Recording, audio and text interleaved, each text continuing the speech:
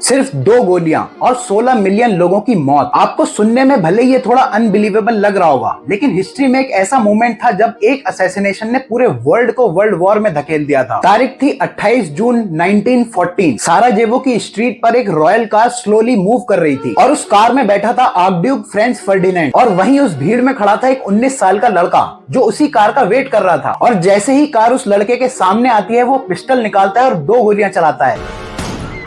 उस लड़के का नाम था गैव्रिलो प्रिंसेप, और कुछ ही सेकंड्स में आर्कड्यूक मर चुका था। लेकिन उस समय किसी को नहीं पता था कि यही 2 गोलियां हिस्ट्री का सबसे बड़ा इफेक्ट क्रिएट करने वाली हैं। और देखते ही देखते अगले ही कुछ हफ्तों में वर्ल्ड की सबसे पावरफुल कंट्रीज वॉर में घुस गईं और शुरू हो गया वर्ल्ड वॉर 1। और आज हम समझेंगे कि वर्ल्ड वॉर 1 शुरू कैसे हुआ।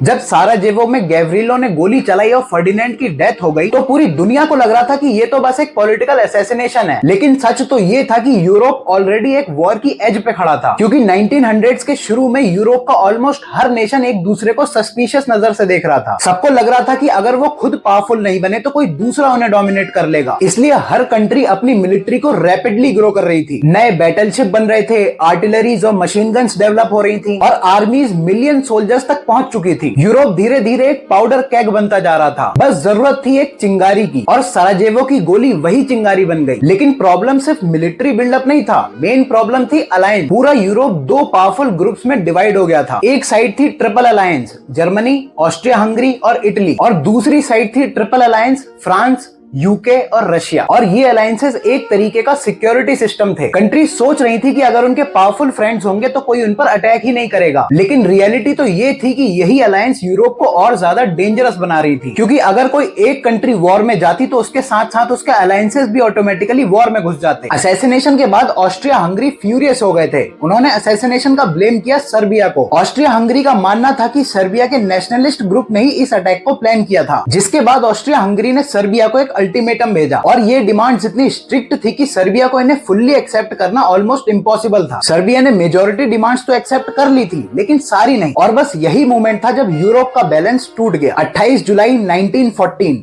ऑस्ट्रिया हंगरी ने ऑफिशियली सर्बिया के ऊपर वॉर डिक्लेयर कर दिया, और यहीं पे एंट्री होती है रशिया की, यानी सोवियत यूनियन की, क्योंकि सर्बिया सोवियत यूनियन का एक अलाय था।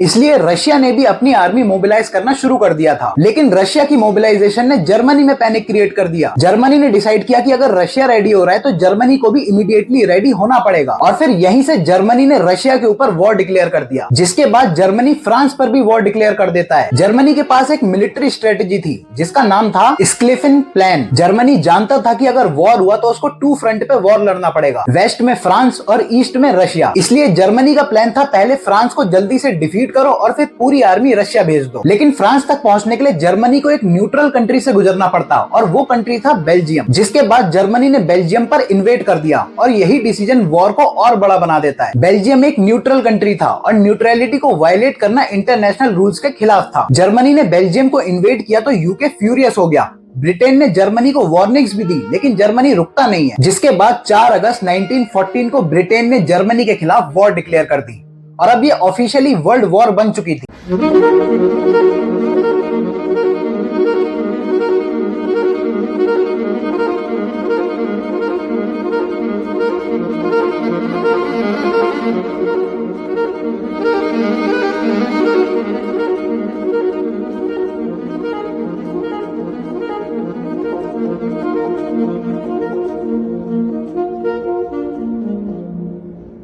वर्ल्ड वॉर 1 बिल्कुल भी वैसी नहीं थी जैसी लीडर्स ने इमेजिन करी थी। सबको लग रहा था कि ये वॉर कुछ ही मंथ्स में खत्म हो जाएगा, लेकिन रियलिटी बहुत ब्रूटल थी। सोल्जर्स महीनों तक मर्ड, रैट और डेथ के बीच रहते थे। मशीन गन सोल्जर्स को कुछ ही सेकंड्स में मार सकती थी। पॉइजन गैस सोल्जर्स को सफोकेट कर देती थी और कभी कभी तो सिर्फ 100 मीटर जमीन के लिए हजारों सोल्जर्स मर जाते थे। वॉर धीरे धीरे एक स्लॉटर हाउस बनता जा रहा था। 4 साल की ब्रूटल फाइट के बाद फाइनली 1918 में वर्ल्ड वॉर 1 खत्म होती है, लेकिन पूरी दुनिया कंप्लीटली चेंज हो चुकी थी। करोड़ों लोग मारे जा चुके थे और 4 बड़े एम्पायर्स तक कोलैप्स कर गए थे। German empire, Austro Hungarian empire, Ottoman empire और रशियन एम्पायर, ये चारों एम्पायर कोलैप्स हो चुके थे। जिसके बाद 1919 में साइन होती है ट्रीटी ऑफ वर्साइल और इस ट्रीटी ने ऑफिशियली फर्स्ट वर्ल्ड वॉर को एंड कर दिया था। लेकिन जर्मनी के लिए ये ट्रीटी एक नेशनल ह्यूमिलिएशन बन गई थी। जर्मनी को ही फर्स्ट वर्ल्ड वॉर के लिए ब्लेम किया गया और जर्मनी को हैवी रिपेयरमेंट फाइन भी पे करना पड़ा। जर्मनी की आर्मी को भी सीवियरली रेस्ट्रिक्ट कर दिया और यहीं से जर्मनी की इकोनॉमिक कोलैप्स करने लगी। जर्मनी में अनएम्प्लॉयमेंट और पॉवर्टी स्काई रॉकेट करने लगे थे। लोग फ्रस्ट्रेटेड थे,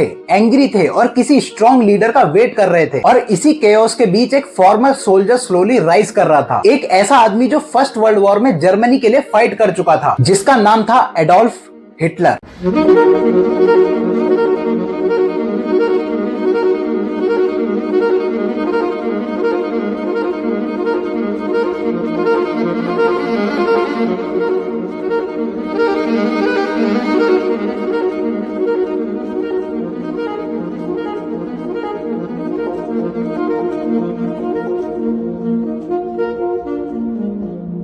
हिटलर जर्मनी की डिफीट से फ्यूरियस था। उसका मानना था कि जर्मनी को अनफेयरली पनिश किया जा रहा है और वो प्रॉमिस करता है कि अगर उसे पावर मिली तो वो जर्मनी को फिर से पावरफुल बना देगा। लेकिन किसी को भी ये नहीं पता था कि आगे चल के यही आदमी पूरी दुनिया को एक और भी ज्यादा डिस्ट्रक्टिव वॉर की तरफ ले जाएगा। एक ऐसा वॉर जो कि फर्स्ट वर्ल्ड वॉर से भी ज्यादा डेडली होगा। लेकिन मेन सवाल ये है कि कैसे एक फेल्ड सोल्जर जर्मनी का डिक्टेटर बन गया और कैसे उसकी एम्बिशन ने पूरी दुनिया को फिर से एक वॉर में धकेल दिया।